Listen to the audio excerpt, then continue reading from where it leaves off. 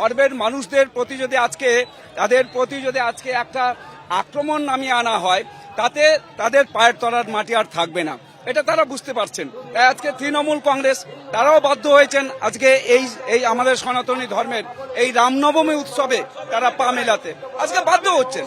আজকে সমস্ত হচ্ছে জয় শ্রীরাম, আজকে রামের এই জয় শ্রীরাম ধ্বনি দিলে যদি আমাদের রাজ্যের মাননীয় মুখ্যমন্ত্রী তিনি এটাকে অস্বস্তি বোধ করেন, তিনি এটা নিয়ে তিনি হচ্ছে ঘৃণাবোধ করেন, এটা মানুষ সহ্য করবে না।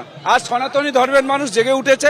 আমাদের দেশের প্রধানমন্ত্রী নরেন্দ্র মোদীজির তিনি সবকা সাথ সবকা বিকাশ সবকা বিশ্বাস সবকা প্রয়াসের ভেতর দিয়ে আমাদের দেশকে 2047 সালে শ্রেষ্ঠ ভারত হিসেবে গড়ে তোলার যে সংকল্প নিয়েছেন, এটা আজকে আগামী দিনে বাস্তবে পরিণত হওয়ার একটা লক্ষণ।